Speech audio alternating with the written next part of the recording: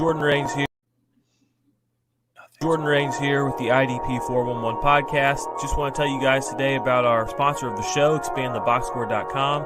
Expandtheboxscore.com has premium NFL and college football stats. They're adaptable, they're affordable, there's all kinds of great stuff on there from the NFL to college football. It's great for people that are in the Devy leagues looking to get that edge over their league mates. So go check out expandtheboxscore.com, proud sponsor of the show. And now without further ado, on to the IDP 411. What's up, ladies and gentlemen? This is Jared Gray with my co-host Jordan Rains, and we are our special guest, Adam Marcum from the Big Three IDP. Good morning, gentlemen. We're going to cover the NFC North.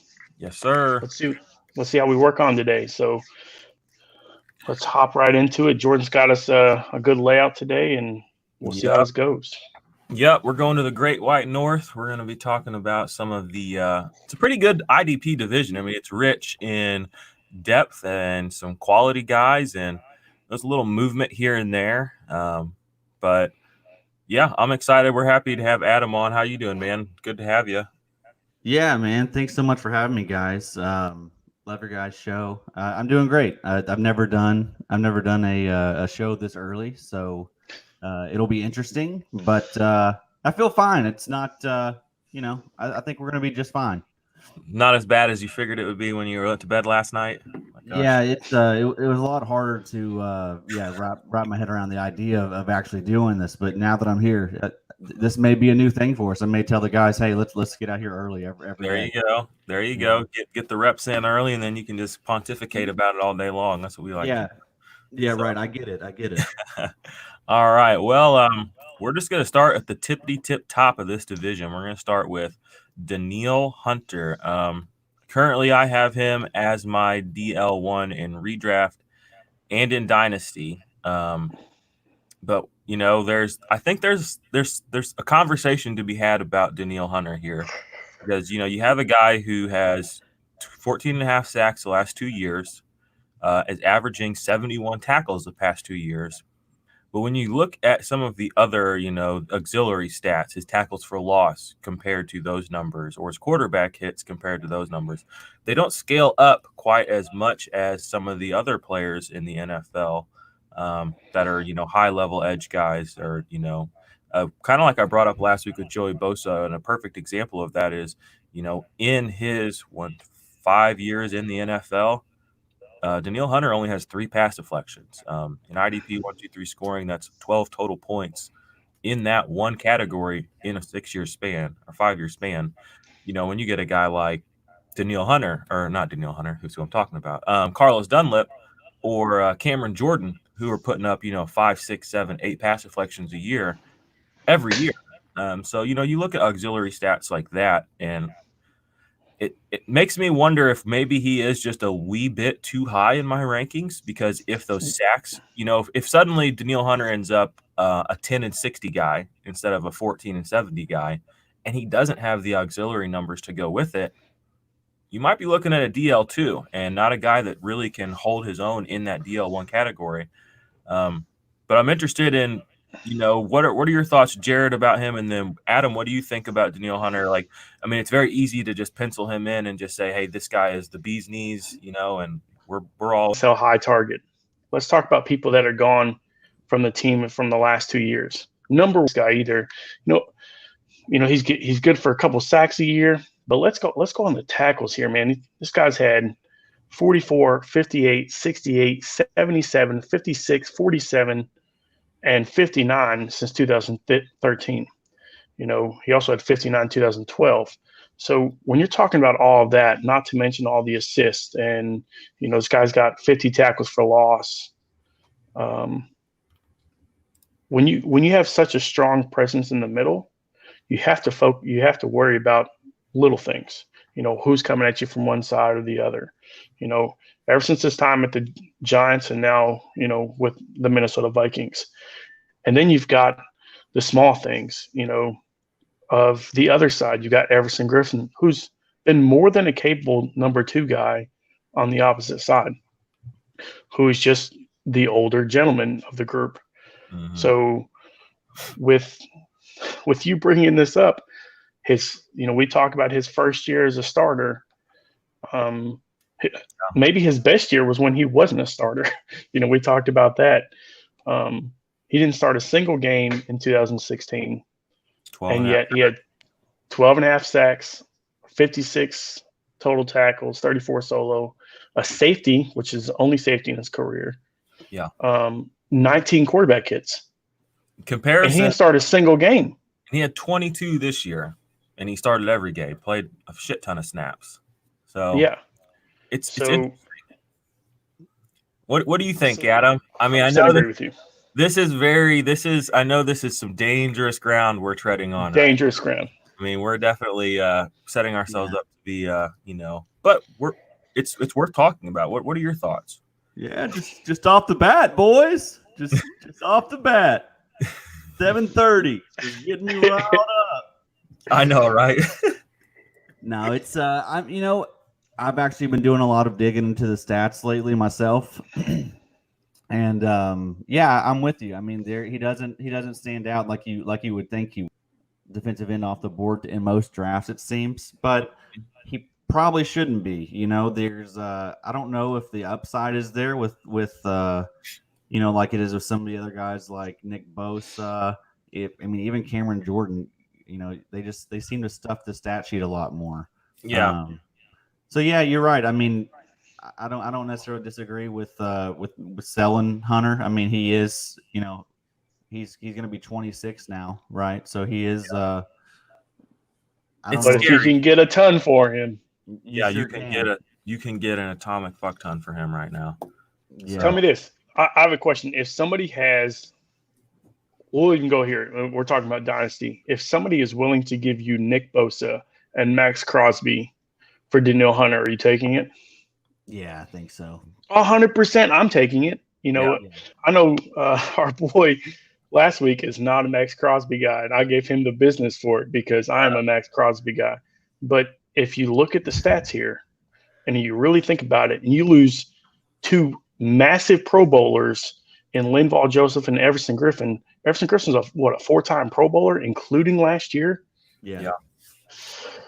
Hey, let's talk about this. Everson Griffin had more quarterback hits last year. Yeah. I do think the line has gotten worse. He had 24. Michael Pierce is going to be solid. He's going to be a force in the middle, but he's more of a run stuffing type. I'm excited about Ifedi Adenigbo. Ifedi Odenigbo. I got this one for you. Tomato. I have no idea. I won't correct you there at all. So it is Ifedi Odenigbo. I've done more than I want to talk about on this guy.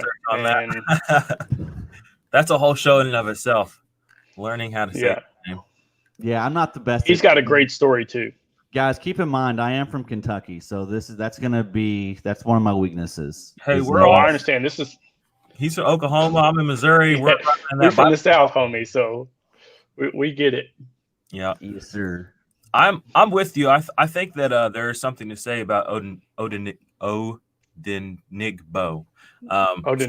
If you look at his season, this last year where he didn't start any games, but he still had 7 sacks. He had a touchdown. He had 24 tackles. He had 13 quarterback hits. I mean, that's only 9 less than Danielle Hunter had. And you compare that season to, Danielle Hunter's second year in the league where he had, 50, 19, didn't start any, but he also had a touchdown, which is kind of funny to look at. This defense does give guys opportunities to make points, and with the departure of Joseph and with the departure of Griffin, I think it's silly to think that Odenigbo is not going to at least put up what he did last year, which he was somewhat serviceable. I think that, in 0 games started, by the way. Yeah, exactly. Only 400, did he even get 400 snaps? I don't know. I think it was under 500. I think I remember you guys had mentioned that before. So there's definitely something to be said about this line being shifted up. It might be it might be a year or two, punt Danielle Hunter a little bit down the board and maybe go for Odenigbo. Let's talk about a rookie guy, Kenny Wilkes. Played at Michigan. Steve and I got to see him at the Senior Bowl. He looked really good. I mean, he was, physically imposing, just like every one of those guys down there was. But watching him at practices, he was, soaking it up a lot like a sponge. And I got to see him up close and personal. And I know that Matt, I guess his name's Schwab, from Dynasty or Draft Sharks, he's a big Kenny Wilkes sleeper fan. What do you guys think about them bringing in Kenny Wilkes? And, keeping in mind, too, that you can be productive in Minnesota without starting a single game as a defensive lineman. Obviously. You guys taking a flyer on him this year as a rookie? Well, I'm going to tell you yes, because with what they lost. I mean, if you lose Griffin, you lose Linval Joseph, you got to plug bodies in. You got to figure out what you got. So they're going to find out early if what they got is right. So, and I think you're going to see that real fast. Yeah, maybe towards the end of the year, but I don't ever want to really count on rookies or young guys like that to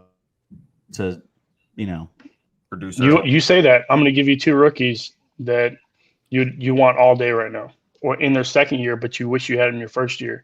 Max Crosby, Nick Bosa. That's true. Yeah, right. I mean, yeah, and you're right. It's the defensive side of the game.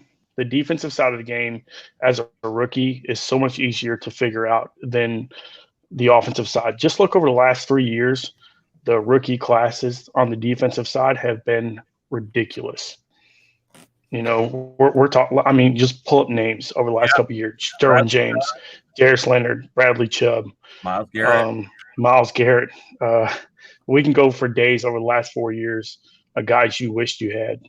So Bradley Chubb got 12 sack rookie season, and I mean you can get him off the board right now as like DL 18 to 20, and that's like if you're in a league where people are paying attention. I've gotten him so late. I'm in 2 leagues. He's listed as a linebacker, though. That's why I hate it. Yeah, I know that hurts. That's why shout out Sleeper, the future of fantasy. So a lot of those guys though were highly drafted guys outside of Max Crosby. Yeah, you're right. So Darius Leonard was a 3rd rounder. Yeah, Darius Leonard. I mean, there are exceptions, no doubt. I just I wouldn't pump the brakes. I wouldn't be overbuying. Yeah, no faith. I feel you. Juan Thornhill. There's a chance that just Zimmer seems to be a little stubborn. Remember, this is a guy that kind of waited on Danielle Hunter to let him get out there and get the full snap. Well, I get that, but look how many Pro Bowlers he had in front of him. Yeah, Everson Griffin was true. living the good life then. All right, let's move on past this D line, guys. Let's talk about some linebackers. Eric Kendricks is obviously the guy to own there. He was last year one of the best coverage linebackers in the league. I think he had the 2nd or 3rd most pass deflections at linebacker. He might have led the league at linebacker, actually, if I'm not completely mistaken. I don't have that right in front of me, but I mean, I think we talked about that model of consistency. I mean, since 2016, this guy's tackle numbers are 109, 113, 108, 110. So you can basically pencil in Eric Kendricks for 110 tackles combined, right around 65, 70 solos. He gets a handful of quarterback hits. He's gotten at least half a sack every year of his career. He had 4 sacks as a rookie, which is kind of mind-blowing. So you're getting points there. Again, in the pass deflection department, you're looking at the last 4 years, 9, 6, 7, 12. I mean, at 3 points apiece, those are good. That's good stuff to have. Couple interceptions. He made the Pro Bowl this year, and he got all pro nod this year. So that's, happy for him there. 27 years old. In my mind, he's the perfect linebacker too. You know what I mean? He's not going to get up into that 130 tackle range probably. But because of the fact that he does do so many auxiliary things, like get pass deflections, like make a couple of tackles for loss. He had 10 tackles for loss in 2017. You're going to make up those points that you might be missing out on, those extra 10 tackles. What are your guys' thoughts on him going forward? And is there anybody else in this linebacker group that you're interested in? No, to the last question. I mean, when you're averaging 110 tackles over the last 4 years, 92 is rookie season. You talk about a player that you really like in general. I mean, you know what? I'll take that back. You want deeper leagues? Troy Dye might be a guy that I'm looking at for sure. But he just popped in my head for some reason. Looking at that, 109 tackles, 113, 108, 110. 70 solos. Here's my question to you is, if you're looking at guys like Devin Bush, who are being drafted as a top 10 linebacker, and Eric Kendricks, is being dropped, 30, area. My favorite comparison on the same team, and I bring it up probably more than any person on the planet, is Danny Trevathan and Roquan Smith. People sell high to buy low, and you get literally the exact same production. So isn't that the opportunity here, especially with Linval Joseph, and Everson Griffin leaving? Doesn't that give him more opportunity than he already had? And he had 110 tackles last year. So I'm in on this one, especially with as many people are, that Jordan's pulled up on our 2019 rankings list on points that players have had. Just behind Tremaine Edmonds and Bush, just a hair behind. A hair, with a lot later capital than you could have got him. So, we're talking about Tremaine Edmonds got an opportunity to be, defensive player of the year, with the schedule they have. So if we're talking about that, are we talking about the same thing for Eric Kendricks? Interesting. What do you perfect think? Number 2. I'm with you. Yeah. What do you think, Adam? Yeah. I mean, I love Eric Kendricks, and he's definitely one of the better values that you can get in drafts, because you're right. You're not going to have to draft him until like linebacker 25, just because people always underrate this guy. And he's gonna return potentially, top 12 numbers for you. So yeah, I love Kendricks. And you give me double points and pass deflections too as a linebacker. Right, he's great in coverage, man. He's one of the best coverage linebackers in the league, so he's never going to come off the field. He's got great instincts. Like when you watch him play, that's one thing you notice about all the guys on Minnesota is the instincts. We're going to get to one of my favorite players, Harrison Smith, here in a minute. I mean, he's the poster boy for just like knowing what to do, just knowing what's going to happen at all times. Just absolutely wild. But swinging right back around to Kendricks, I think there is an opportunity there to capitalize. Like you said, I mean, more points than Devin White, just a shade behind Tremaine Edmonds, who people have as their linebacker, top 3 linebacker I've seen in people's rankings all over the place. This guy finished, let's just pull it up. I mean, he finished linebacker 22 in IDP 1-2-3 scoring, just like I said, a shade ahead of Eric Kendricks. And you can get Kendricks literally 8, 9, 10 rounds later sometimes. So that's where you make money in fantasy football, guys.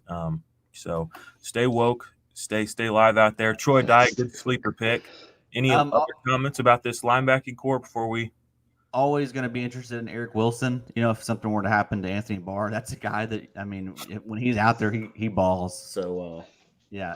I like his story when he was at Dallas, and I really thought that he was going to be the guy, that they moved forward with, and they just hit a gem, honestly, with Jalen Smith being healthy, and then somehow Lee got healthy, and then obviously Leighton Vander Esch. I love Leighton Vander Esch coming out of college, so. Right. I really thought Wilson was going to make that team, and then look what he's done. I'm with you. I love Wilson. Another good thought there. Yeah, good. And keep the main guy you want, Kendricks. If you're looking for a little deeper, or Wilson, and then Troy Dye is a rookie to keep an eye on. So, and then Anthony Barr I tweeted something last night. He's been to 4 Pro Bowls. I mean, he doesn't really do a lot in the stat sheet. I mean, I guess he's just one of those guys that's better at real football than IDP football. If you can sell the name, which I tried to do a lot last year when I had him on teams, I was like, hey, Anthony Barr is really good. You should trade me a much better player for him. That's people know Anthony Barr. They don't know. Dude, the guys in my league that knew better, I mean, they came at me hard. They're like, he's going to be on the waivers in a week. I was like, no, he's not. I was like, he'll be 9 days, not 7. So. All right, let's move to one of my favorite defensive backs in all of football, Harrison Smith, the hitman. This guy is unreal. I love his play style. I love watching him play. He's got the instincts of a madman. Listen to these. He has had a sack base. He's had 13 sacks in his career as strong safety.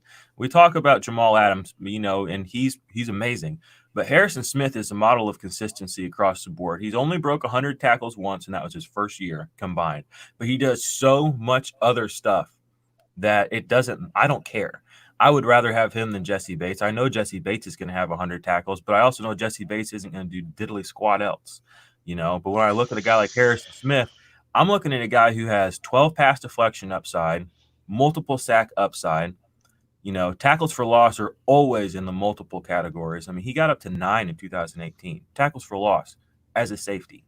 That's wild. I mean, there are D linemen that don't have 9 tackles for loss. I mean, fucking Sheldon Richardson only had like 5 or 6 last year. You know what I mean? So if you can get a guy like Harrison Smith, I know he's 30, which bothers people, but watch him play last year. I mean, he had an incredible season, 11 pass deflections, 3 forced fumbles. That's a career high for him. He still had a sack. 2 quarterback hits, not as high as he has had some years, but he converted one of them to a sack. You know what I mean? Like, he just gets it done. And he only played 15 games last year, which I did not realize. So for him to finish as high as he did, I believe he was in the top 5. Let's take a peek here real quick. He was in top 10. He came in at 10, 232 points. That's good. I mean, and you're able to draft him much later than some of these guys. Like Tyrann Mathieu generally goes ahead of them. You'll see Minkah Fitzpatrick go ahead of him from time to time. Jesse Bates from time to time. Harrison Smith, and because of the age, he's going to be one of those guys where I think he's going to keep being discounted. Jared, what do you think? And then Adam, what are your thoughts on him? And then while we're at it, what do you guys think about his stablemate, Anthony Harris, who's kind of come out of nowhere, but really put himself in the conversation as one of the best safeties in the NFL? All right. First of all, you know that I am a Harrison Smith truther. I know that I had to talk earlier in the season or earlier in this offseason. You and me had a conversation like, listen, man, you just have to look at the stats. Like, dude doesn't get hurt. He's always there. He's consistent. He's a big play waiting to happen. But I'm going to disagree with you on the Jesse Bates thing. I'll take a guy that's as young as he is, with averaging 3 interceptions a year, plus 10 pass deflections. I mean, or 9. A forced fumble. Harrison Smith long term, I'll take it. That's but I'm a Harrison Smith truther, but you know that. Yeah. What do you think, Adam? Yeah, love Harrison Smith, and I'm fine with him in Dynasty. He's a guy that he should have a he's going to be one of these safeties that plays deep into his career, like Malcolm Jenkins, Earl Thomas. I think he'll still be productive and just fine around age 34, 35. So I'm fine still buying him in Dynasty. But yeah, he's the heart of the defense. He finds ways to fill it up every single year. And yeah, huge fan. Amen. Love it. Guys, buy Harris. Your boy Harris is a beast, though. Yeah, let's talk about Harris. Not the huge tackle number guy, but in coverage, I mean, what do you have? He tied the league. Whoa, look at that. Sorry, if you guys aren't watching on YouTube, we're watching some really cool stuff. So hop on the YouTube channel. But he tied Stephon Gilmore with interceptions, didn't he, on the season? If I'm not mistaken. He 6 or 7, right? Yeah. And I mean, he kind of came out of nowhere, but not really. Like, if you paid attention the year before last, you could kind of see that he was getting better and like he was getting more play time too. He had never really gotten a full-time starting role. And then last year he came out, started 14 games. 60 tackles, 11 pass deflections on the year, 6 interceptions. Doesn't do a lot in the quarterback hits, tackle for loss, which he is a free safety, so you have to, give him that. But for a free safety that's going to get you 11 pass deflections and, around 60 tackles, I mean, he's a guy to keep in your back pocket as a DB2, DB3, and he's so cheap. Like, I've gotten him in drafts coming off the board at like DB50, and that's not even hyperbole. I mean, literally, he's there at the end of your drafts, guys, even in Dynasty with some of the hype he's had, just because he doesn't have a giant tackle number. So get in while he's in that free safety role. In a year or two, he's 28, but I mean, things do change. He played strong safety the year before. What if Harrison Smith gets hurt and he gets moved up to strong safety? What's a guy with his coverage ability going to do in that position with the opportunity to make some bigger plays? So I think there's plenty of upside with Harris, but we've lingered on the Vikings here for almost half an hour. So let's move on to one of these other teams in the division. Let's see who's next. I think it's the Packers. Yeah, let's talk about the Packers. Let's just start right at the tippity tip top. Let's talk Zadarius Smith. What do you guys? I mean, I'll save my little bit for the end. But what do you guys think about Smith's breakout last year in up there in Green Bay? For me, I think I'm gonna speak for the latter of everybody. Most people were pretty shocked, right? And let's be real, the Smith brothers. I don't think anybody saw it as a collective that we were going to see that kind of production out of two players from the same team, both named Smith. So, sure, there might be one or two people that were like, "Hey, I'm a truther. I've been this way, right?" Some of us are that way. I was not one of those guys. I did not see this coming. Great year by him. Just don't know if can he repeat it. What do you think, Adam? Yeah, I mean, I remember when we saw the huge deal he got, the year before. I think a lot of us were kind of surprised just because it was kind of a leap of faith for Green Bay, because this was a guy that didn't really probably get his fair shake in Baltimore. But, man, he was unbelievable last year. I think PFF had him as he had the most pressures in the league. So yeah, like almost 100, I think. Yeah, so I mean, I love him. I think he's in sleeper. He gets that dual designation, so you love that. Mm-hmm. The problem with him is in most leagues, and it might not affect if you're using the 1, 2, 3 scoring, but most leagues he's listed as a linebacker, and that's typically something I'm not crazy about, just because I like my linebackers to get those tackle numbers. But I mean, when you have a guy that's doing what he's doing and putting up the numbers that he does, you don't really care. Yeah, I agree. Let's take a look here. So where was he at? Defensive lineman. Where's Zadarius Smith? All right, 257 points last year. That would have put him just ahead of Devin Bush in linebacker scoring. So he's still, even as a linebacker, is a serviceable linebacker too. I mean, better than Deion Jones. Don't say that. Here they come. So he's a guy that maybe he doesn't, like you said, get the tackle numbers, but the pressures are real. The quarterback hits, those are real numbers. I mean, those are big. Yeah, 37. And he got his opportunity. It's a lot like Shaq Barrett, another guy who, when you look at what he did on his limited snaps throughout his career, it's like, maybe he could be good, but nobody gave him a chance. And both these guys got a chance this year, and both these guys led the league in quarterback hits. Both of them were top 5 in sacks. I mean, it's just like they were just waiting, top 6, just waiting. And as soon as they got a chance, they exploded. I'm buying in on both of them. I think Shaq Barrett's the real deal. I think Zadarius Smith is the real deal. I think that if you wait until next year to believe, you're getting guys 2 years after they've had 2 great years. I don't want to buy a guy after he's had 2 great years. I want him on my team when he's having that great year. So I'm buying in on both these guys, and they're still both, even after the big seasons, you'd think they'd be more expensive. They're not, guys. They're really not. Shaq Barrett is still dirt cheap. Zadarius Smith is still dirt cheap relative to the points they're putting up, because people want to see it again. Well, by the time you see it again, you're pushing 30 years old and you've missed 2 great seasons. I don't have time for that. I don't want to win in 2 years. I want to win this year. So I'm buying in at a discount personally. That's just me. And I'm a big Zadarius Smith fan. I love his sack celebrations. I love when he pulled the little snub thing out of his shirt in the postseason. He was disruptive in the postseason too. Like, these are just regular season stats. I played him in some of those, those postseason fantasy leagues. Dude had multiple sacks, multiple tackles for loss. I mean, he was crushing people there too. He did not stop when the season ended.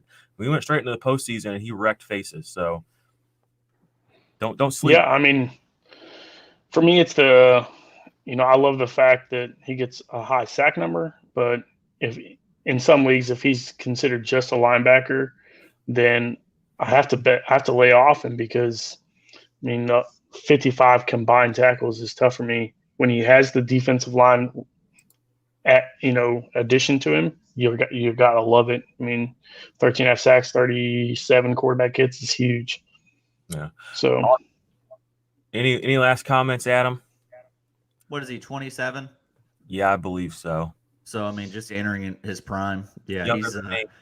You're right. Both Shaq Barrett and Smith. I think they're both going into their 6th year. Yep. they're both though like such values in drafts still. Mm-hmm. Yeah, It's wild. Especially Barrett. It's weird. It's very strange. yeah. I watched Barrett go after round 20 Yeah, in a dynasty league the other day. And it's like I don't know. He's gonna blow up. I will say this about linebacker. Maybe. I know a lot of people get scared to get these outside linebackers on their team. I'm in a league that I'm in, and actually I was on the show with Hollywood and Dan a couple of weeks ago. It's Path to Armageddon League, and we did our draft last year, and I waited on linebacker. I remember people in that group chat were like, "Oh, you're an idiot." And I was like, "Okay, whatever." I got T.J. Watt and Zadarius Smith as my linebacker 1 and 2, and I got so much hell for being such a dumbass. And they finished both top 5 linebackers in that league scoring. And I was like, y'all got to look past what you think you see sometimes. Like, you really do. Like, points are points are points. Maybe I'm not getting a tackle every set of downs, but when things happen for these guys, they happen in a big way, and those point swings matter. And I ended up with 2. I paid nothing for Zadarius Smith. I think I got him around 30 or 40, and he was my second linebacker. And people were like, "Oh, you're gonna fail." No, he ended up top 5 linebacker. Just sometimes you just gotta move past the stigma of this guy's a linebacker. I want to play a bread and butter tackle machine in my linebacker spot. You can get points other ways. And when they're that good, they are consistent. You look at TJ Watt, no one had a more consistent year than TJ Watt. Every week he filled it up. He had a sack, 11 weeks straight, Jared, we counted, at least a half a sack. Yeah. Well, here's the thing. If TJ Watt was a defensive end, had a defensive end, dude, he'd be my number 1, wouldn't be close. Everybody's one. But people struggle to put him in their top 15 at linebacker. Makes no sense to me. So anyway, let us continue. Let's talk about the other Smith brother real quick. Preston Smith. I say brother, say that loosely. He's not really his brother. You know what I mean? But Preston, well, actually, I'm sorry. Let's move to Kenny Clark real fast, too, because he actually is in the linebacker section of this bit. But Kenny Clark, a defensive tackle who I know I drafted pretty highly last year. He struggled with some injuries, though, which ended up kind of hurting me. He still played all 16, but he just was not the player that I thought he was going to be last year. I kind of thought he would take a step forward, and in reality, he kind of took, I don't want to say a little bit of a step back, but he did have less solo tackles. But he ended up actually pulling together a pretty decent season altogether. But here's where it is, the disconnect. He had basically the same stats last year as he had the year before in 13 games. So the injury did slow his pace down a little bit, but at only 24 years old, I think this might be a good buy low opportunity. What do you guys think about Kenny Clark? I think it's a good buy low. I'll agree with you on that. But I think you can pull probably 3 videos up from last year that I kind of called last year's. I said, man, I don't think he's going to have more than 6 sacks. I think I said it in 2 videos. And the 62 combined tackles, 31 and 31, I said, I think he'll have 30. I said, because a lot of people were really, really high on him, and I wasn't high on him, and he still made the Pro Bowl. That's what Green Bay will do for you. Yeah, but I mean, think about this. You get back to that question.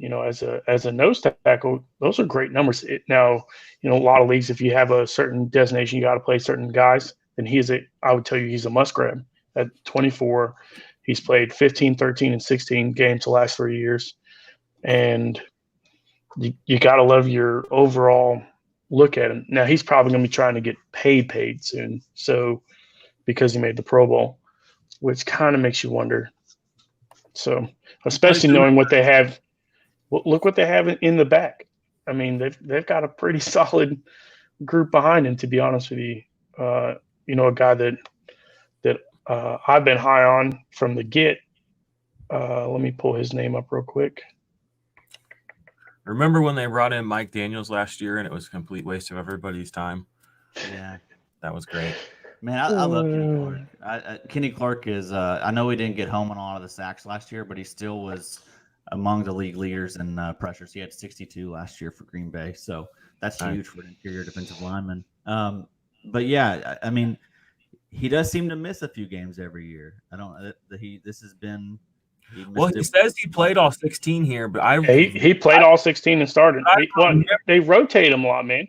I just remember for some reason he something happened to him, and I just remember I need to look it up, but I feel like he hurt his foot or his knee or something, and he just wasn't. And they said that a lot, like he's playing through injury. Yeah, So, he was banged up. He definitely was. and it happened early too, because I remember I drafted him in several leagues and was very excited, and he just ended up just being just a just okay guy. Like I played But him, he but came on down the stretch. If you held on to him and were patient and had faith to start him in the playoffs, I mean, he was huge down the stretch for people. Mm-hmm. Yep.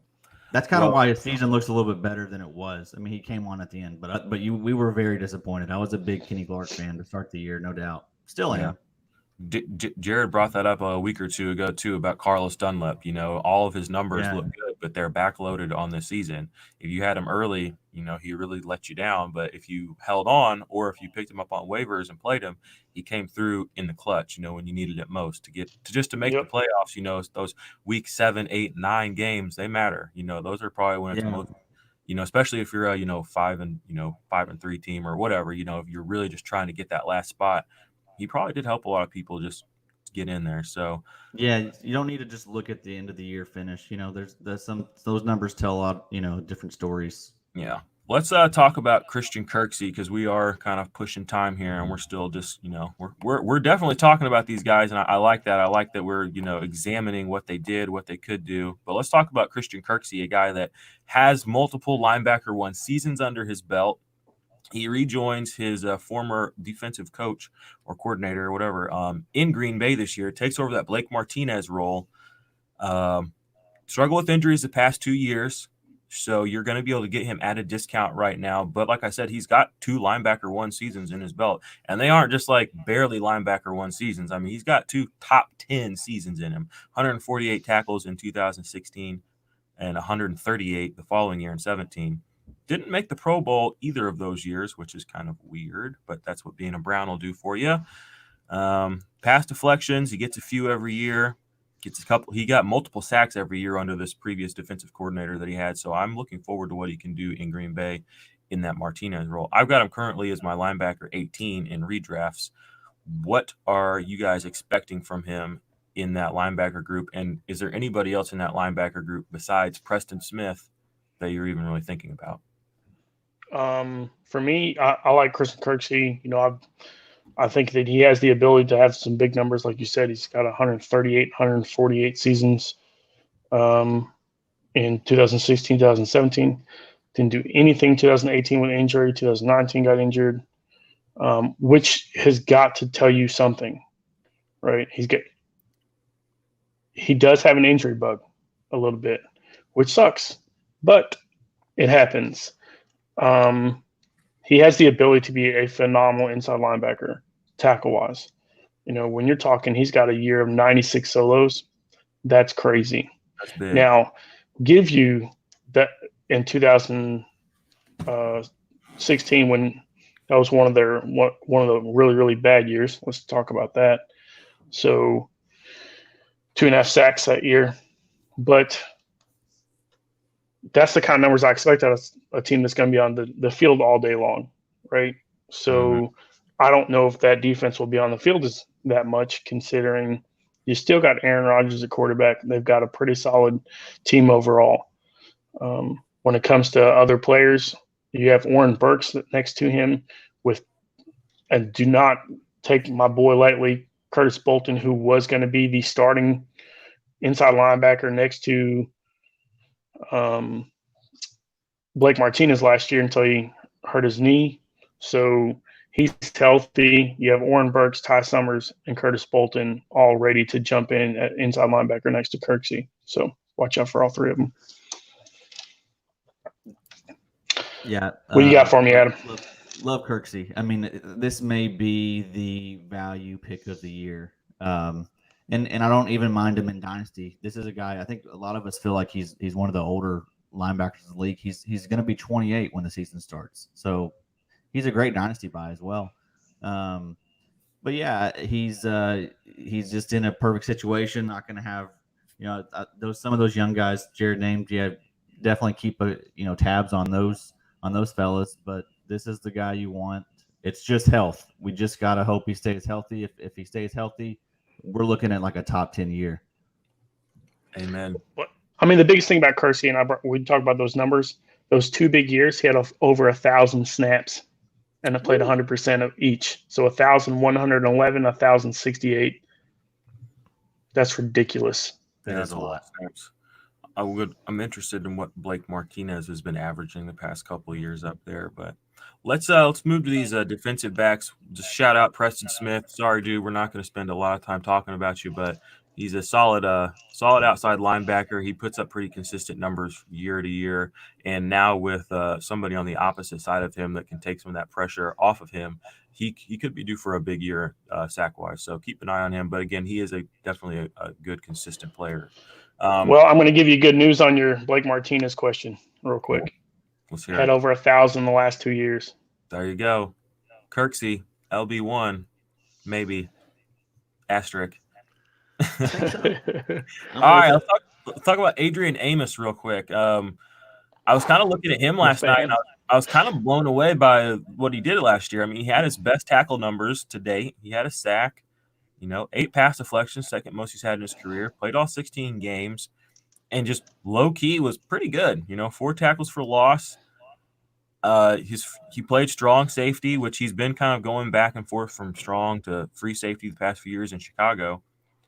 I think that there's some potential here for a guy that you can start every week as a DB2 with some DB1 upside even. So that's kind of my whole overall thoughts on him. I don't own him anywhere, but I think when I get to some of these redraft leagues that we're starting here in the next couple of weeks, in the some of our listener leagues and stuff, I'm going to be looking to target him as a DB. I mean, I might even take him as a DB1 if I punt the position, just say screw it. So I have a question for you, and this is something that I had to deal with this week.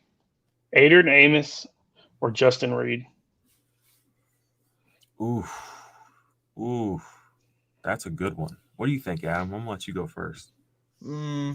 Justin Reed, I think, just because the playmaking ability, I don't know. I always like that in my safeties. Adrian Amos, I think you know what you're going to get. I think that's last year he was definitely solid, 84 combined tackles. That seems to be about the ceiling for him. I think that was maybe his best year as far as tackle numbers go. So yeah, it was.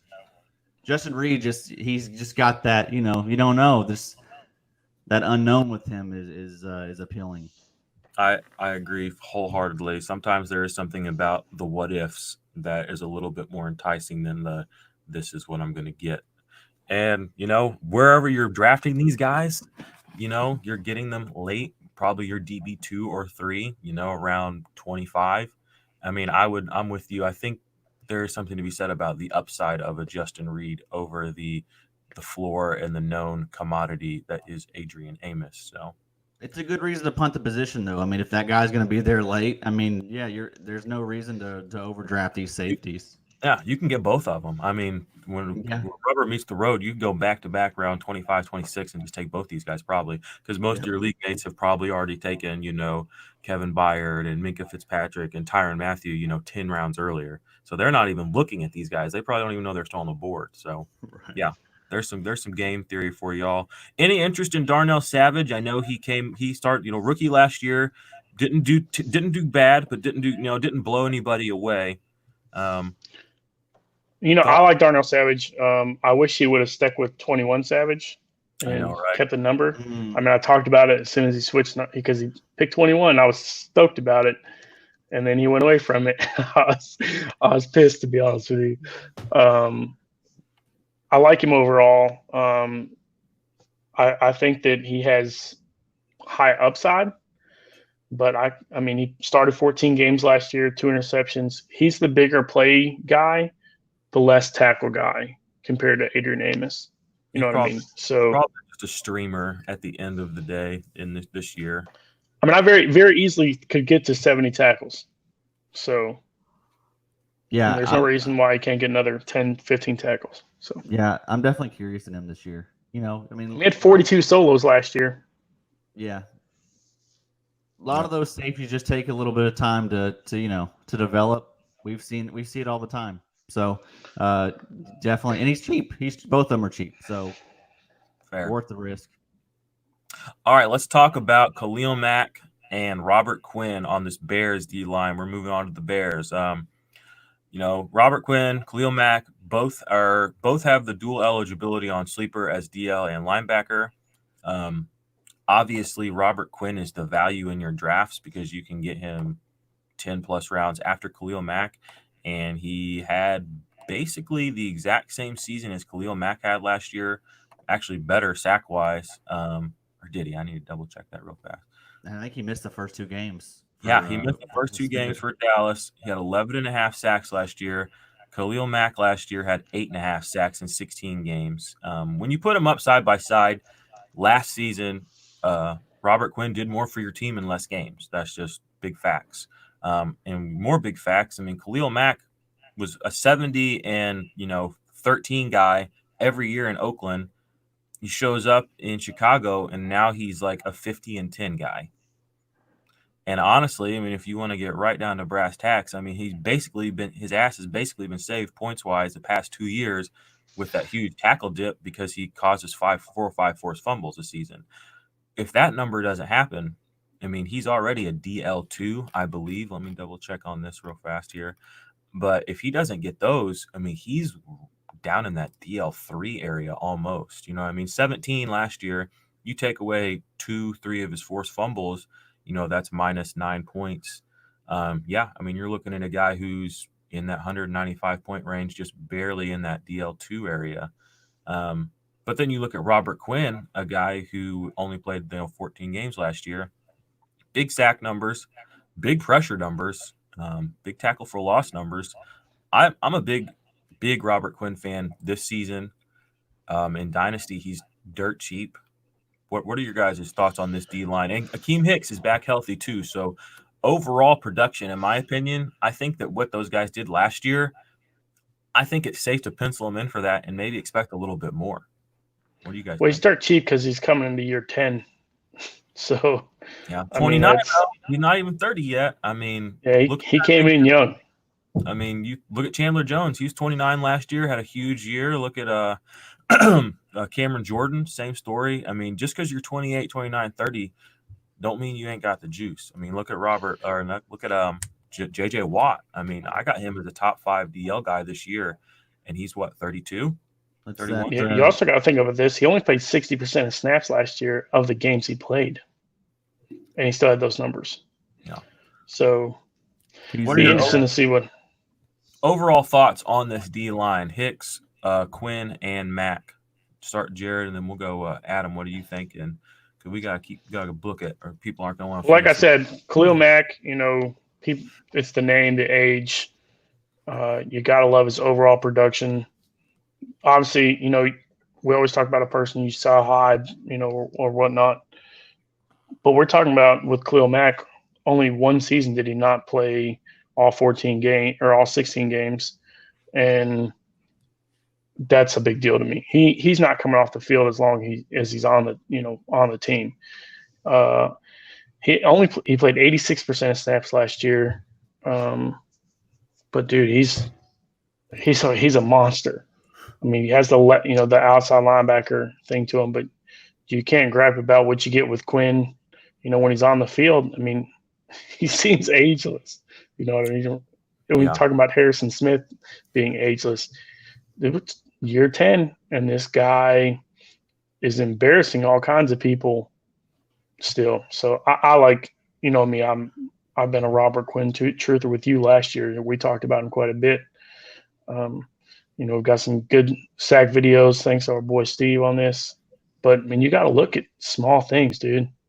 And for the price you're going to get Quinn for compared to Mack, how can you not love the crap out of him?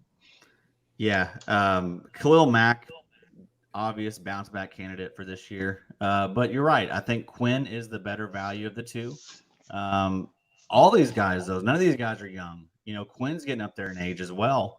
Akeem Hicks is up there in age. These are grown-ass men. That is one point we need to make. When you get to this 28, 29, you become a grown-ass man. Yeah, you just toss these little boys around. Amen. I'm about that life. I love it. Yeah, I like that line, man. It's a fun team, and they're all going to be pretty cheap. Yeah, they're all going to be pretty cheap because the Bears, I mean, 2 years ago, they're the greatest defense ever. Last year, they were like, just as a team, not great. So Yeah. you got to get in there and get them while they're cheap, and it's good. It's going to be good to have Hicks back. I think that might be part of the reason that Khalil Mack did not hit the heights that I kind of hoped he would hit last year. Because I mean, he was a bounce back candidate last year. You know what I mean? He may be the most important piece in that team, honestly. Yeah, I know Khalil Mack had the sacks the year before and the forced fumbles, but just his floor, just in general, was just, I don't know. It's a little lower than I would like it to be for a guy who I think is an elite.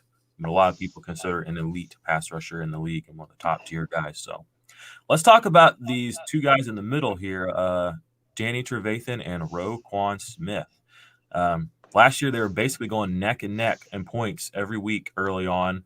Roquan didn't really have a huge game until a little bit later in the season, but they both offer you a lot. I mean, you're talking pass deflections, you're talking sacks, you're talking the obvious, solid tackle numbers week in and week out on top of, these other things.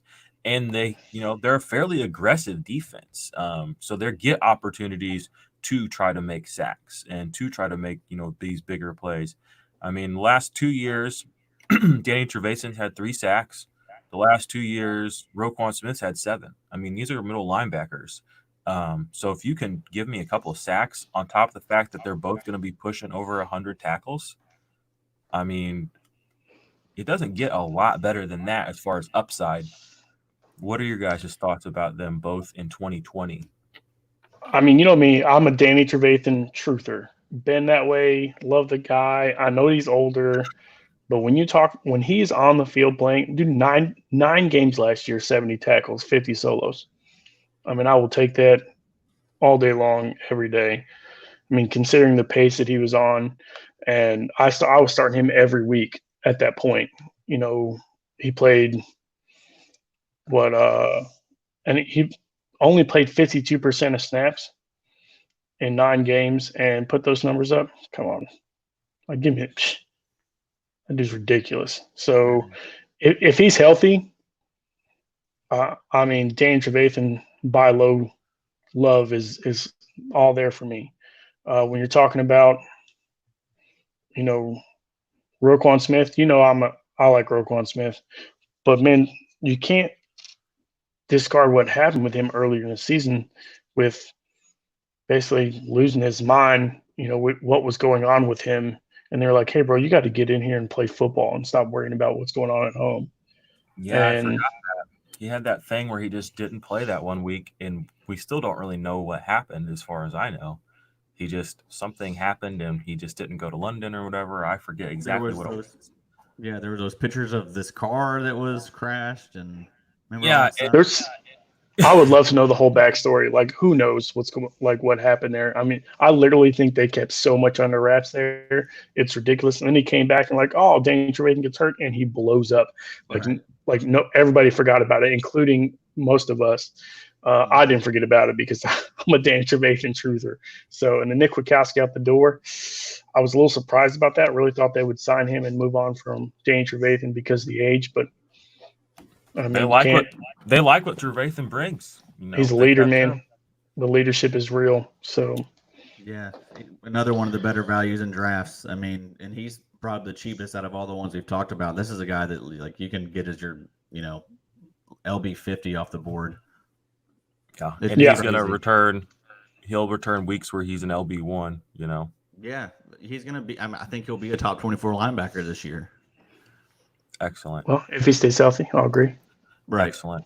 Roquan, obviously great. He's going to be a linebacker 1, but you gotta pay the price for it. And I'm just not really about that life. These linebackers are insanely deep this year. People fade them. Amen. Especially with a rookie, my boy Kenneth Murray. Yeah, buddy, I'm a big Murray guy. All right, let's move on to these safeties. I'm just gonna get on my little soapbox for a second about Eddie Jackson here. So we got Eddie Jackson, 3rd year in the league, highest paid safety in the NFL. Red flag number 1. I mean, when you think of the top 10 safeties in the NFL, most people don't even think of Eddie Jackson. So there's some big facts. Now let's just talk about another guy who's on his 3rd year in the NFL, Jamal Adams. Let's just compare a few numbers here. So Jamal Adams combined tackles 273. Eddie Jackson 184. So almost 100 less tackles. All right, whatever. Maybe he's more of a coverage guy. Pass deflections for Eddie Jackson 26.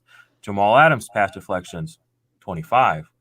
Uh-oh. Where are we going now? Interceptions. Now, Eddie Jackson does have a lot more interceptions, but he did have a 6 interception year, which is not really necessarily repeatable.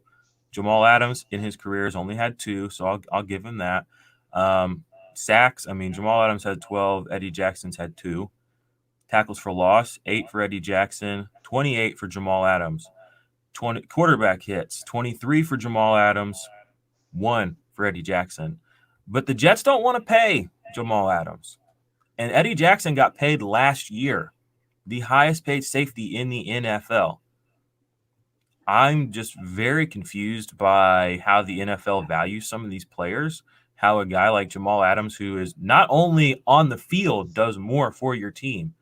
Jamal Adams is one of the most beloved, superstar figures in the NFL on defense. So the brand equity he's going to bring your team, whoever signs him, you get an instant superstar. It's like signing a J.J. Watt. It's like signing a Patrick Mahomes if he ends up on your team. Those jerseys will sell. People will show up to his, events. People will support whatever he tweets out. On top of that, during this movement we've got going on, he's showing himself to be a leader of men, and you have these Jets people that are like, oh, he's not a leader. He talks all this, whatever. When you see a guy like Eddie Jackson, who most people don't even know is in the league, the highest paid safety, and you put your numbers next to his and you're burying him, lapping him, I'd be big mad too. So, Eddie Jackson, what do you guys think? Can you tell the difference? I'm gonna help you out.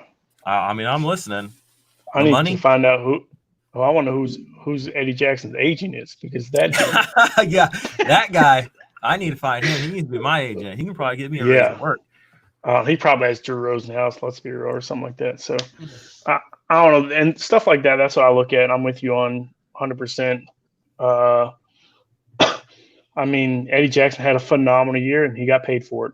That's exactly what happened. I mean, a 6 interception year with, a whopping 41 solo tackles. I mean, if it wasn't for the 6 interceptions, does he get paid? If he has 2 interceptions. No. If you ask people the top 10 safeties in the NFL as far as just being good safeties, people won't even bring up Eddie Jackson. They won't. And yet, I have a question. What if you move Marcus Peters to safety? He would be Eddie Jackson. I mean, he'd be an interception machine and a few tackles here and there, but he wouldn't be one of those. If Eddie Jackson's one of the best safeties in the league and deserves to be highest paid, then Minkah Fitzpatrick is too.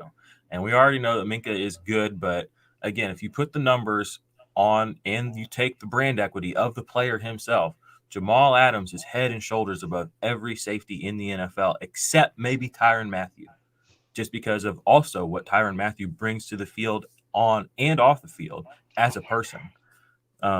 You're talking about superstars at a position that doesn't have any superstars, and they're productive. So it bothers me on a personal level that Eddie Jackson is getting paid and that Jamal Adams is getting run through the dirt on social media right now for having a bad attitude or what the hell ever. So what are your thoughts on Eddie Jackson, though, Bob? Or not Bob, sorry, Adam. Yes, same difference. Eddie Jackson not going to be someone that I ever target. I just, the interceptions, those aren't sticky stats. Those aren't you can't rely on those year to year. So not someone that I'm going to ever use as a safety, him or types like him. But he's. I'll just be honest with you, he's a waiver wire pickup. He's 27 too. Jamal Adams is 24. I can't wrap my head around why Jamal Adams is not valued. Tell me this: how a guy like don't you gotta think he's a guy that's either a trade candidate or he's a cap casualty next year. He's gone. 100%. Well, all it takes is one bad GM. That's all this is. It's just one bad GM to give him a bad contract. We're in leagues with a lot of these types, guys. We know these people. Yeah. Same thing in the NFL. Yep. Amen. Love that. All right. Well, I'm sorry, Eddie Jackson, if you hear this, man. I'm glad you got paid. Get on your Twitter and tell the world to pay Jamal Adams too. So there's nobody else I'm really interested here in. Kyle Fuller, if you play in a CB leagues, he's one of the best CBs you can have. If you play in a DB league, he is a CB that you can play as a defensive back, in my opinion, and you're not going to get burned by him. He's not going to maybe get you 25, 30 points, but he's also not going to get you 5. Like, he's going to get you he's going to make sure that you end up with something there. So let's move on to the Lions. We got Trey Flowers on the D line, and honestly, that's about it as far as any guys that I'm interested in. He wasn't as exactly super prolific last year, but I mean, he's been fairly consistent. You know, he came over from the Patriots. He's got the same coach, you know, defensive coordinator, whatever you want to call Matt Patricia. What are you guys viewing Trey Flowers as this year? You know, DL1, DL2. Do you think he has DL1 upside if you do have him in that too? He's been very consistent. I mean, 7 sacks basically every year. Do you think he can get over that hump, or just what are your thoughts? Well, I think a lot of it is, you know, the opportunity to play well. And let's be real, the Lions in general have not been a team that you're going to have to go chase. When you're looking at different things for different players, Trey Flowers has the ability to have some big years, right? He could have, you know, a big year. I mean, the fact he gives you 51 tackles is big. He gives you 20 quarterback hits last 3 years, 25, 20, 21. But I'm with you on the 7 sack. Well, you don't talk about consistency, 7, 6.5, 7.5, 7. So he averages 7 tackles, 7 sacks a season. Those aren't mind-blowing by any means. Look at those quarterback hits, though. Those are higher quarterback hit numbers every year than Danielle Hunter. I mean, he's on the cusp. You know, if their offense can put out drives where you got to go get him, then yeah, I think that he's got to be an opportunity to make some move. You got to love the consistency. He hasn't played 16 games yet, which is another interesting thing. And in those, you know, games, he's last year played 62% of snaps, 70, 76, 54. You know, in Detroit, when he was the guy, they paid him to be the guy. He got less percentage snaps last year than he has the last 3 years. So Detroit, that kind of makes you wonder a little bit, you know, especially with, you know, their head coach now. You would think that, hey, he knows him, unleash the beast a little bit. Let's go get this guy. So I think that he has the opportunity to, if he gets into the 75 to 80%, you know, range, I think you're going to see 10 sacks. Yeah. But he needs the playing time. Yeah. What do you think, Adam? Wasn't he coming off some type of injury last offseason as well? I vaguely remember something like that. Steve, can you check that out and look? And we'll bring Steve in here in a minute. He should be able to figure that out for us. But our injury expert, Steve. Yeah, Steve. Hey, Steve does it all, man. Post-production, really pre-production. He's a doctor. He's a lawyer. He's on the phone with the NFL. He's making sure we're not getting flagged. Yeah, this has been fantastic. This has been great getting to watch some football this morning. Yeah, Steve's the man. But yeah, I mean, when you look at like the crazy thing for me that sticks out is just the quarterback hits. 25, 20, 21. He's not playing 16 games. We just talked a little bit earlier about Danielle Hunter, who's only gone over 20 quarterback hits, I think, once.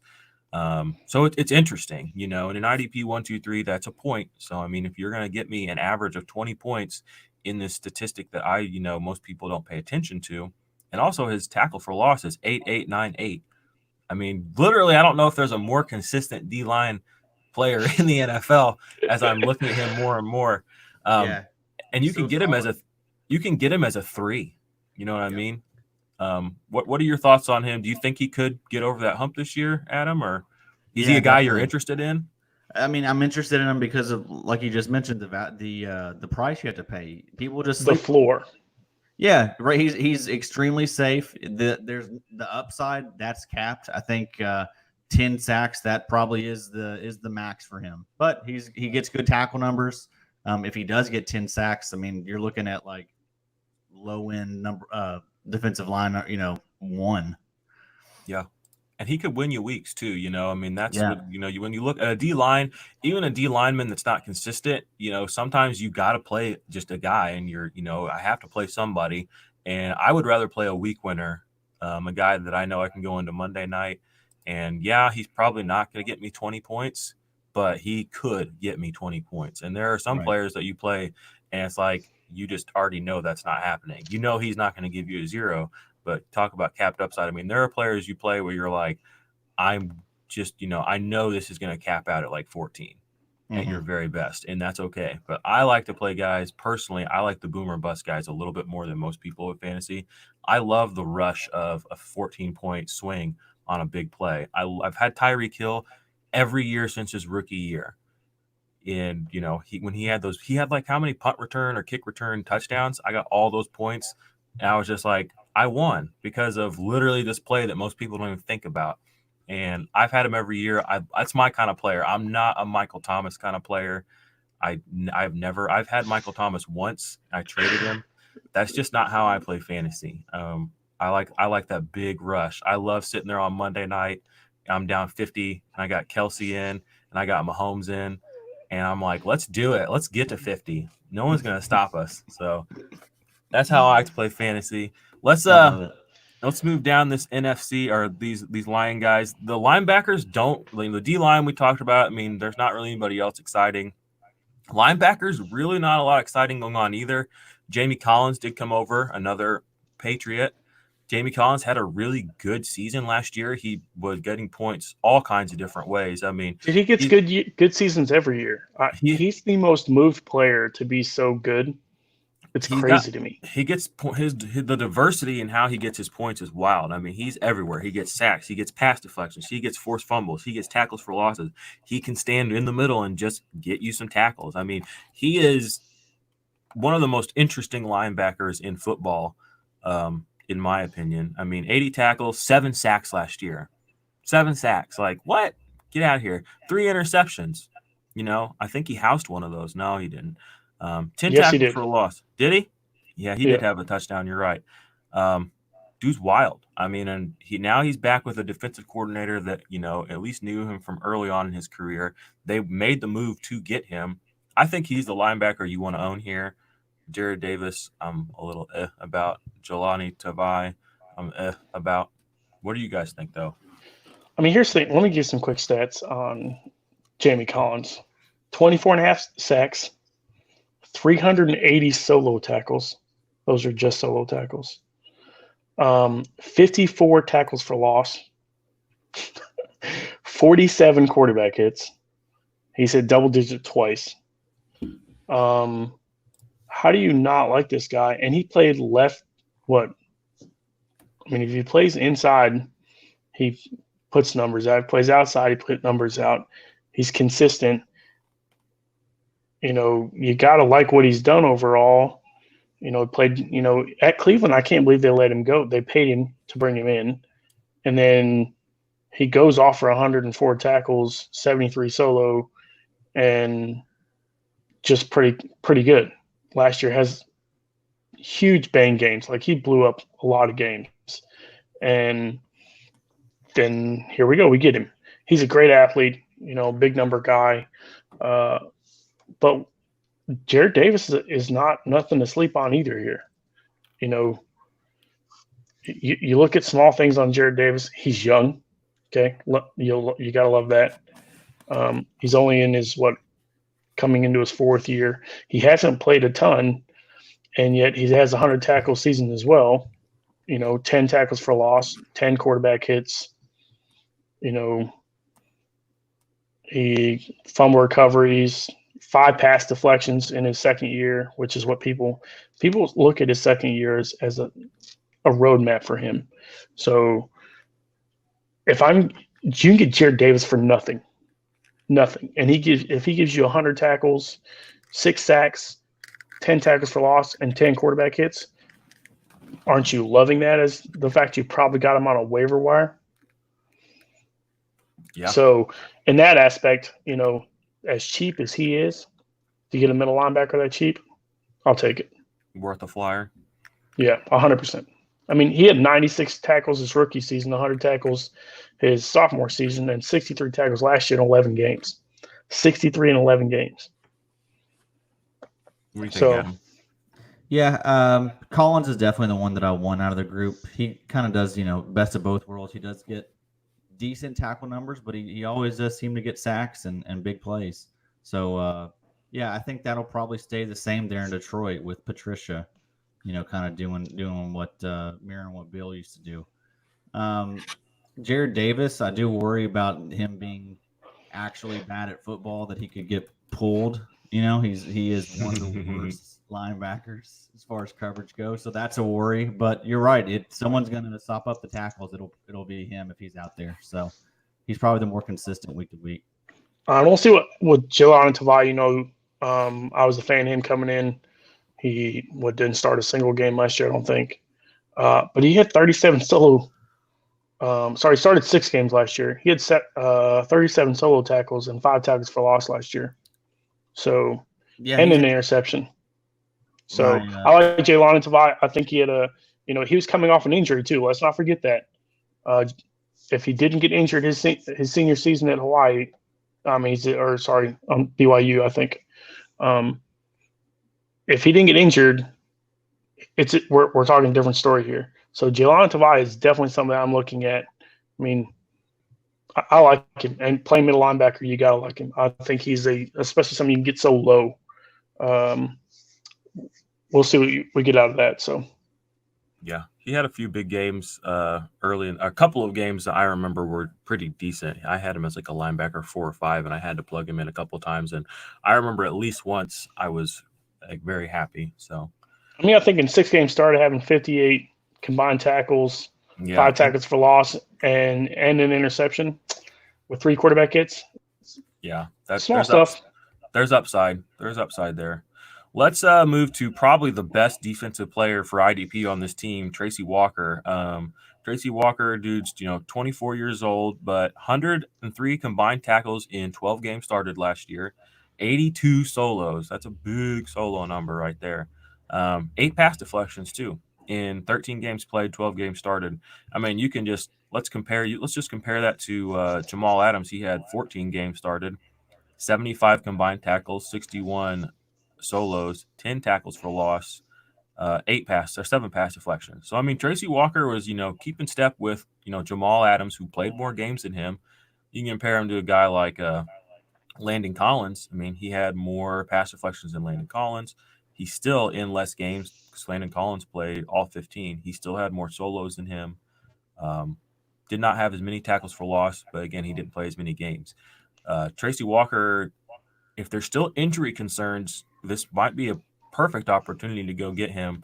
And honestly, I think just based on what we saw last year, he might be one of those guys that ends up being a perennial kind of top 5 defensive back the next few years. If he can do it again, I mean, he might be in there with, he already is for me ranked pretty high. I think he's easily in my top 10 in Dynasty for defensive backs. And I think he's up there with names like should soon be considered up there with names like Landon Collins and Derwin James. I mean, let's talk about it just for real. I mean, he's basically played as many games as Derwin James has, and I mean, he had a good season. He didn't get the hype that Derwin James got, but he's a player that I think you can put in your DB spot and line up against some of the best of them, and you should feel confident. What do you guys think about him this year? You still think that he's, is he a top tier talent for you this year? Is he a top IDP option for you this year? Or are there any reasons to fade him because of the defense bringing in these linebackers? Well, I think the linebacker could fade him a little bit. His knee injury, he injured his knee twice in the last 5 games, which is something you got to look at. But I know you're a Jabril Peppers fan, right? Duh. Yes, Tracy sir. Walker outscores Jabril Peppers this year. I'm fine with that.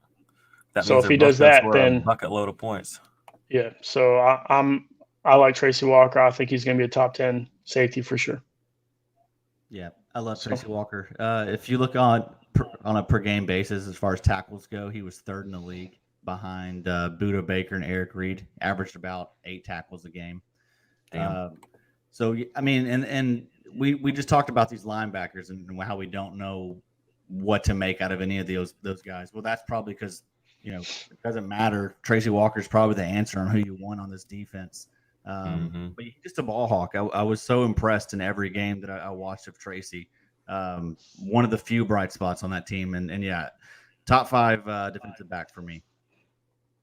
Nice. I love it. And yeah, you're Nice. right. I mean, when you watched him play, the instincts were obviously there. I mean, he was closing in on things fast. I think Tracy Walker is what a lot of people want Jonathan Abram to be this year. And I think that's where you're going to kind of be able to find value in your drafts. If you can get guys like him later that are, there are concerns with injuries, or there is the Lions not being a good team. That kind of stuff brings down the price, and that doesn't change the fact that he's going to put up fantasy points for you. So that pretty much closes out these guys. I guess we should talk real quick about Jeff Okudah. They brought him in, he was a top 10 draft pick, defensive or CB out of Ohio State. Jared, what are your thoughts on him? I know you watch more college football than me. And then if you have anything to add on to that, Adam, and then we'll bring in Steve and we'll shut her down. Well, you know me, I'm a Jeff Okudah believer. The fact that this dude doesn't commit penalties, he doesn't commit penalties, is a great coverage guy. I think he's one of the top coverage, recruits in the last 10 years. And I truly believe that. I think he's good or better than Marshawn Lattimore.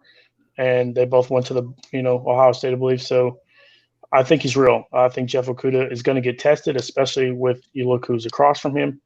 I think that people are going to come after him, and it's not going to matter if he's a cornerback that I'm going to love, to be honest with you, because if the Detroit Lions play like they should play, then he's going to be tested, and he's going to get points.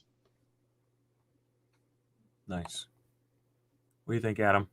Yeah, I'm fine with them. I agree. I think people are going to be throwing against them a lot, so never a bad idea to get a rookie corner. Excellent. Well, let's bring in our indispensable producer, Steve. What up, Steve? How's it going? Excellent. How are you? I'm doing great. I loved it. Love the show today.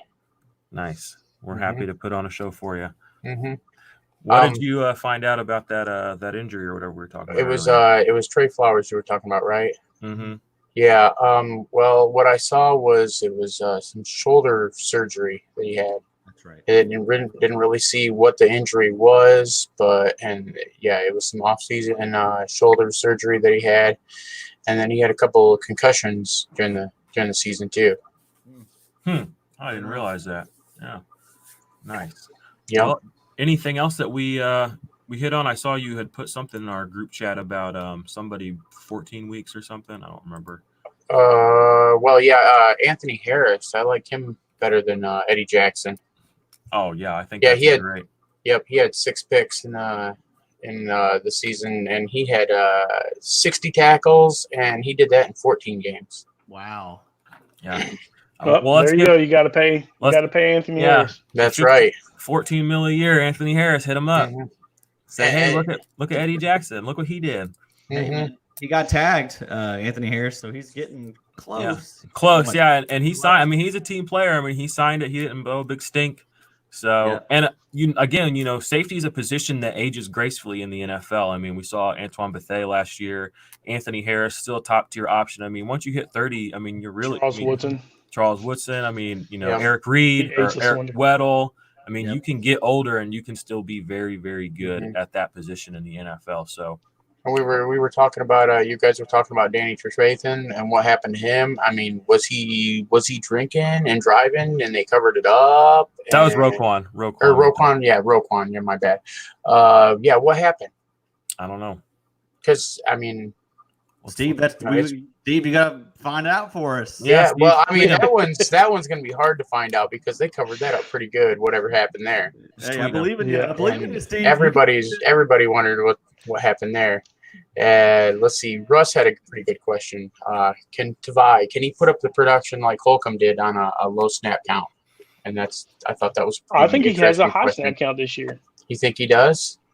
I do. I think with his age, I think they tested him a little bit last year, and he showed out pretty good, and he got his test at the end of the season. It wasn't the beginning of the season, and so I think you're going to see him really step up this year. I think you're going to see what we expected out of him. Okay, I like him. Fair. Yeah, that'd be the dart that I would take as well. Yeah, I think, I mean, it's upside and you don't have to pay anything. You'll probably be able to pick him up on waivers after week 1 if he gets like the 12 tackle game and suddenly he does, is relevant. So, well, guys and gals, this is the end of the show. We appreciate Adam coming on from the Big Three. Awesome experience hanging out with him, listening to some of his information and takes on these guys. You can find all their information in their website and their pod, the big3idp.com, or is it just big3.com? Yeah, big3idp.com. Follow me on Twitter at AdamIDP, our account at Big3IDP. There you go. Yeah, that's us. Yep. You can find Steve. Actually, let's give Steve a shout out. He just got a writing assignment with with DFF. So you guys, you're going to be looking for some heat from Steve. Check out DFF. I'm sure we will be promoting him and pushing him out there. And I'm excited to read some of the stuff he's got coming out. It should be a good time. You can find, good job, Steve. Keep it up. Keep killing. My writing and stuff is usually at Dynasty Nerds. I do have some stuff going up on Expand the Box Score in the near future. Shout out Expand the Box Score also. One of our sponsors of the show. We love them. We got big things coming over there, guys. The data is, for the dollar amount you have to pay for it. I mean, this updates we're getting ready to pump out are potentially going to make us one of the best IDP data points on the internet. So keep an eye out for that. We will keep you up to date on that. And I mean, you know where to find us on the socials. You can follow us on Instagram if you want. We're going to try and beef that up a little bit, but don't hold your breath. Exactly. So, that's all I got. Appreciate you guys. IDP Army, leave us that 5-star review. We love you. And I'm going to turn the show over to my man, Jared. Let us take us out. Guys, great show. I appreciate you. Steve always coming back clutch. Adam, thanks for coming on board. Thanks for having me. As always, Jordan carries us. So until next week, let's go, let's go, let's go. Boom.